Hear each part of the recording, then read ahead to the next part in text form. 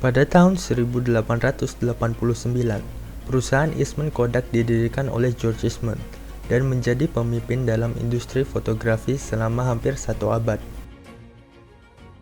Produk-produk Kodak meliputi berbagai jenis film fotografi, kamera, proyektor, dan masih banyak lagi. Kodak menciptakan kamera digital pertama pada tahun 1975, tetapi tidak memasarkannya secara komersial sampai tahun 1991. From Kodak. Take pictures, listen to MP3s, and make videos. Raw fish tonight. You forgot my number, didn't you? Yeah.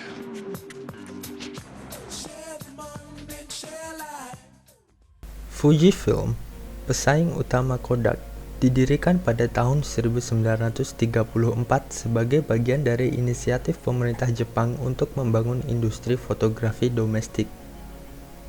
Beragam produk mereka, termasuk film fotografi, kamera, hingga sistem digital finishing, Fujifilm memperkenalkan kamera digital komersial pertama mereka pada tahun 1988.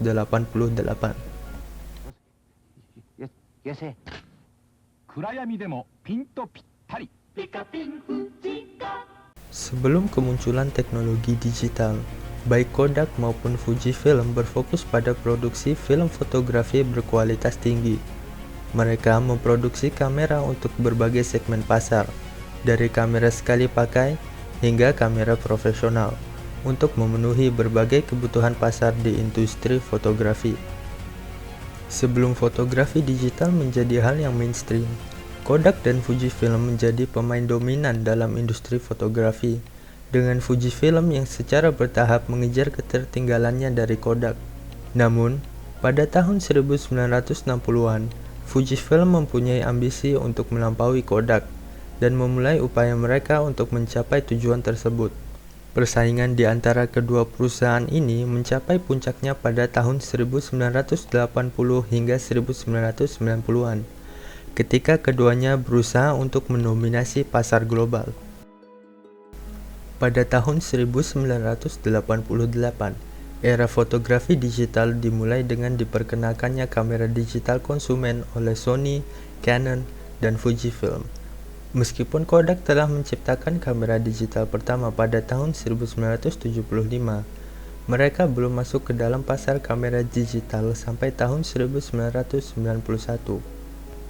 Pada saat ini, Fujifilm menawarkan berbagai macam kamera digital, termasuk model profesional dan konsumen, yang masih menjadi sumber pendapatan utama mereka hingga saat ini. Sementara, Kodak berhenti menjual kamera digital pada tahun 2012. Kodak terlambat dalam menyadari betapa pentingnya digitalisasi. Kodak gagal beradaptasi dengan perubahan teknologi fotografi digital. Mereka tetap fokus pada bisnis tradisional mereka, yang akhirnya menghambat kemampuan mereka untuk bersaing secara efektif di era digital.